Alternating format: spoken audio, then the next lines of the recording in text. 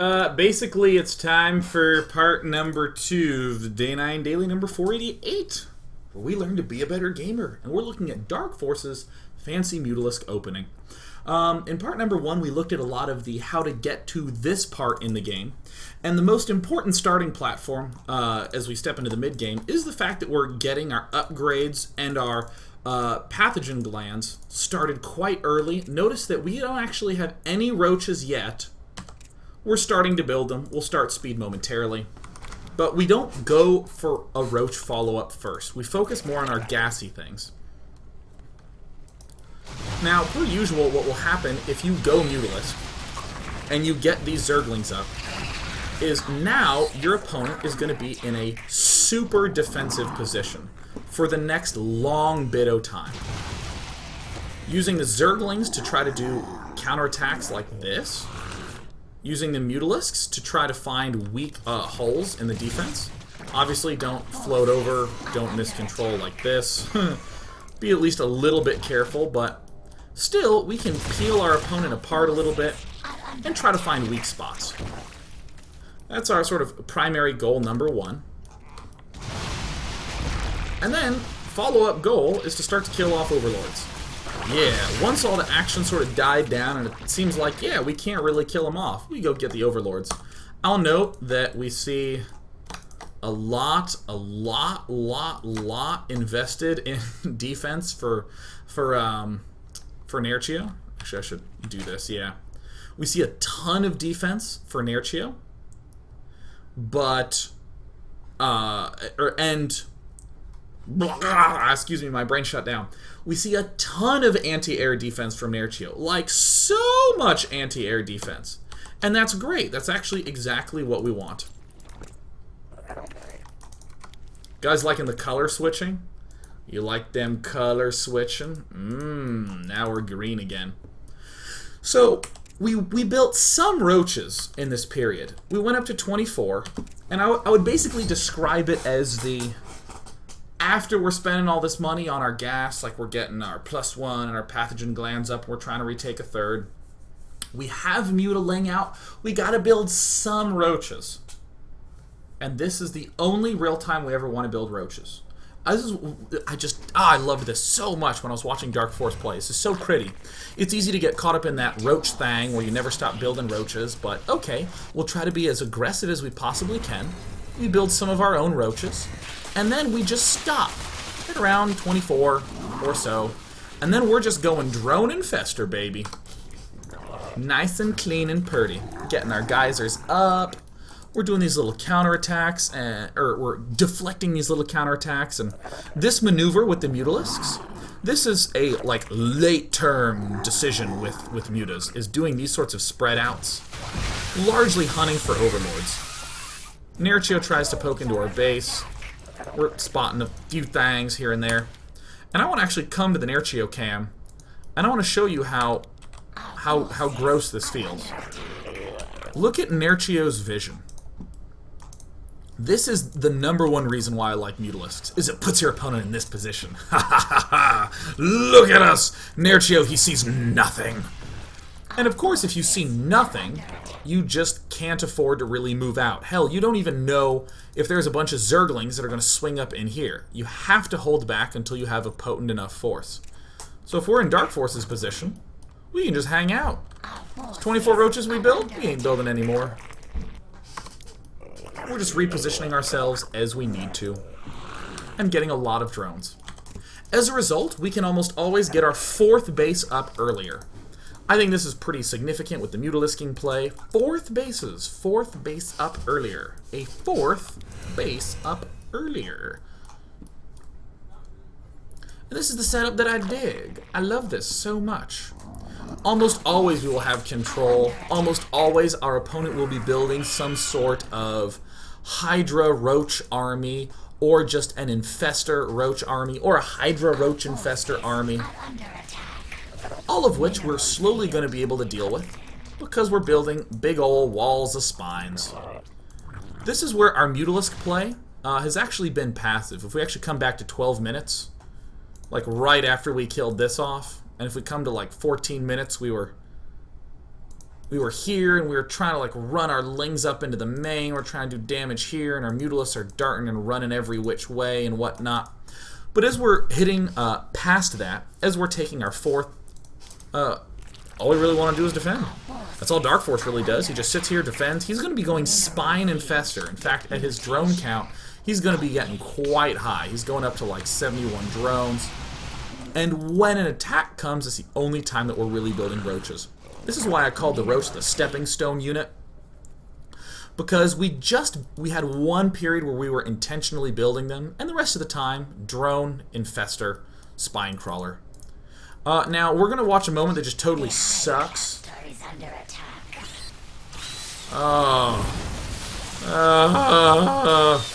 Basically, Neato did this nice play where he moved his brood infestors up, and he catches all of DarkForce's infestors. So yeah, this totally sucks. Totally. Neato max DarkForce looking boned. And, yeah, let me come back to some... Oops, I keep hitting the wrong Alt-F button. But even in this atrocious situation, we see yet again one of the nice benefits of having just a few mutalisks. We don't need lots of mutalisks, we just have some spread, and infestors start being real easy to pick off. Look at this. Fungals can't quite grab all of these, and Dark Force re-equalizes, and actually claims the infestor lead. And just starts continuing to expando. And we can once again make, speed it up a little bit. Yeah, all those roaches we made for defense, we can easily transition them back into offense. And I'm not actually as concerned with here until the end of the game, because this is where this is kind of more of a normal tactical understanding of Zerg vs. Zerg situation where, you know, we're trying to catch his... We're trying to catch his army at bad angles, and we're trying to position our army at good angles and get better fungals and all this stuff. All I really want to emphasize for the rest of the game is that the fact that we have these mutalisks allow us to see things like this. The mutalisks give us positional advantage almost always. Again, look at Neato's point of view. If we just look at Neato's point of view, he's running this way. He doesn't even know if there's an expansion here. He doesn't know if there's anything coming up this way to attack him. He has no knowledge of it. He just knows he kinda has 3 mutalisks here. Meanwhile, from Dark Force's point of view, Dark Force can see frickin' everything. Dark Force is feeling so good. So good. Nice. Excellent. And then this is how he gets into a positional advantage, and blah blah blah. Blah blah blah blah blah.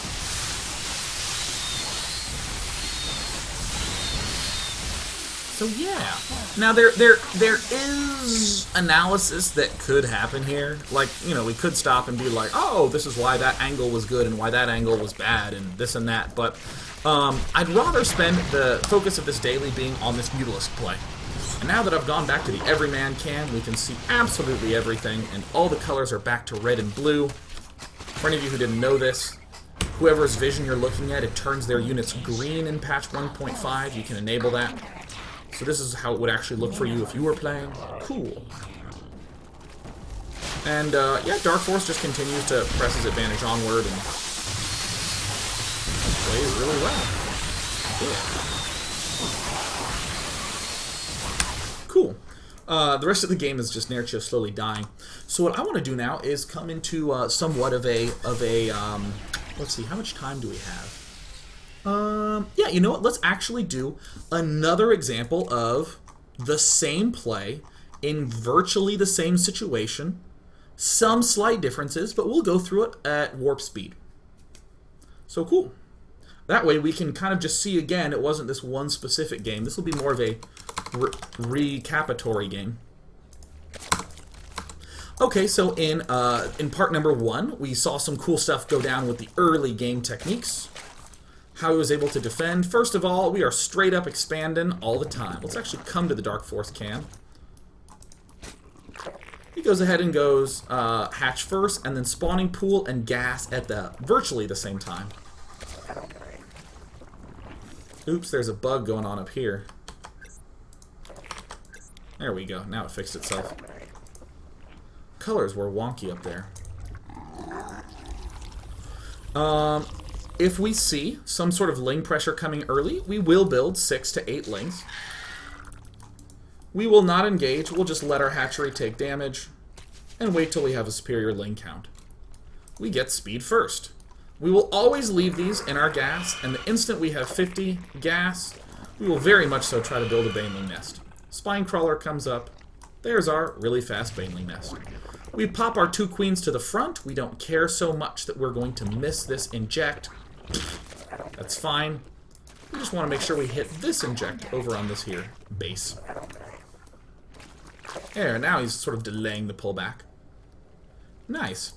These lings that we initially built for defense, we use as tools to be a little bit aggressive.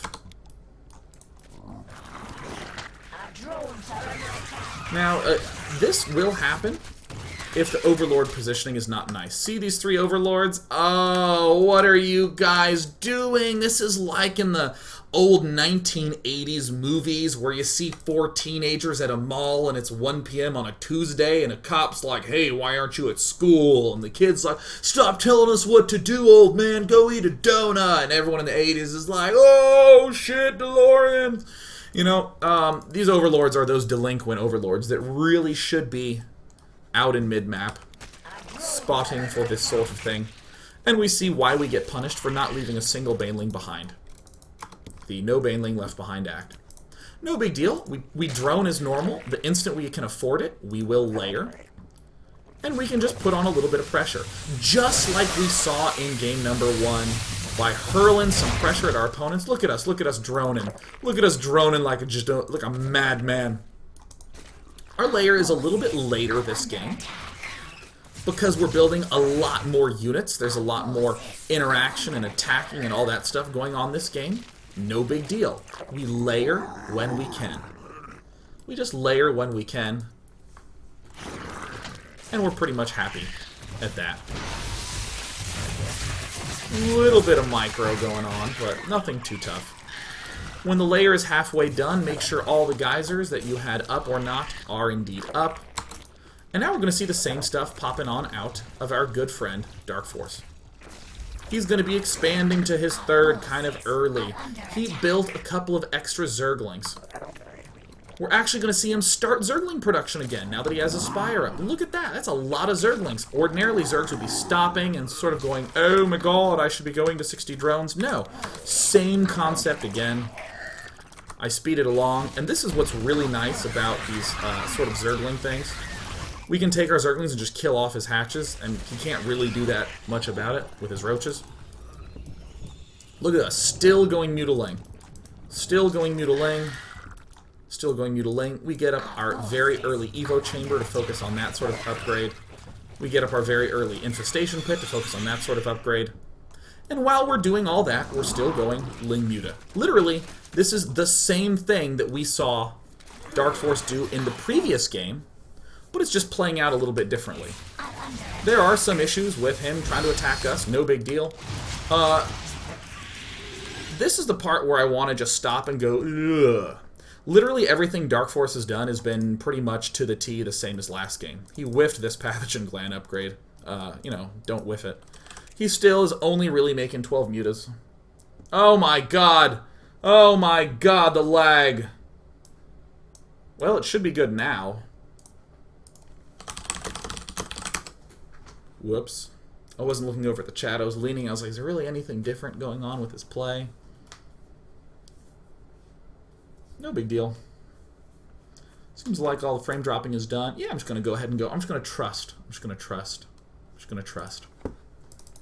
That's fine, even though the frames drop and that totally sucks in an ordinary sense.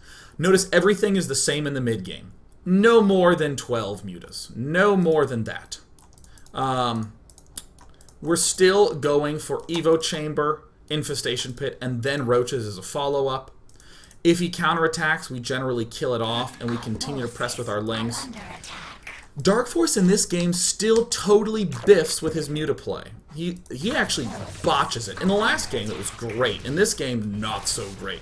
Still use our mutas to clear things out. Still use our speedlings to counterattack things up. Still gonna build some roaches until we can really crank it up hard with our infestors. And then here, Dark Force loses freaking absolutely everything. Like a sad little misdirected Zerg buddy. I bring up this game because even with all that, even with the inability to kill the third, the fact that we lost all our mutalisks, we're still virtually impervious to counterattack because we've been building some roaches. We don't actually have that many. We have 14. We are still ahead of our opponent. What the hell just happened? Okay? What the hell just happened? This is the most important concept of game number 2. Are you ready? Here is the most important concept of game number 2. My frames have stopped dropping. Okay, good, good, good. Here's the most important concept from game number 2.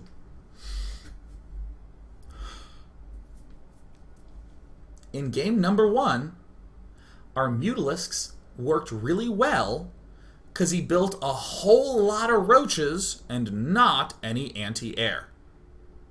He went way overboard with the roach production, and what happened to us as Dark Force? We lost our third, we maybe seemed like we were in a tight spot, but we managed to get out of it. In this game, our opponent built a whole lot of anti-air. He fucking destroyed our mutalisks. It was terrible for us. But if he went for that much anti-air, and if he's able to kill your mutalisk that easily, he has no ground units. So notice, in this game, we lost all our mutas, but boy howdy do we have a well-equipped third. Our third is actually doing great. We have our 2 geysers done. He hasn't even started his 2 geysers. We're in fantastic shape as Dark Force. We are feeling really, really good as Dark Force. And that is the critical concept of me bringing up this game. Because it's very easy when you're going mutaling to get a little bit addicted to all the damage you can do. You're darting here and darting there and killing off bases and everything feels so great. And then you play a game like this and you lose all your mutalisks. The Zerglings can't get in there. Is everything bad? No, everything's great because still, you have this expansion up just fine. The roaches you were building while you were harassing will help you stay alive. And yet again, we do the same little maneuver. We just build some roaches, like 20 or so. We get real aggressive with them, and then we go expanding, droning, spining, infestoring. See Dark Force? He's still building his roaches. Still building his roaches. Actually, kind of building a lot of roaches. Wowzers! He's going crazy with the roaches. We're still just going to get to a spot where we're feeling safe. We're making sure he doesn't take his 4th. We certainly took ours. Dark Force getting real aggressive with all these roaches. This sort of stuff's cute. It's not really mission critical. The more important thing is dropping creep across here and getting up the spines and whatnot. And we see Dark Force at a vastly superior position. He's ahead on drones. He's behind on infestors, but he's ahead on roaches. He has plenty of money to spine up and defend. Excellent. Excellent. So, this is what we're going to do. We're going to stop this game. We're going to stop it. Because there's another game that I want to load up, which is a variation on this. And hopefully we'll get to see most of it in this. No, you know what? We're going to go ahead and end this part number 2. That was a pretty quick, clean part number 2. And in part number 3, what we're going to see is what happens when we're both going mutaling. In part 1 and 2, we got the chance to see how we would deal with a more traditional roaching player, a more traditional defensive player, going for the big, bulky army. But what if he does the same damn thing? We're going to find out in part number 2, or part number 3 coming up after this. Ah! Ah! What's on scene 4? Nah, nothing. Okay. On to part 3, yeah.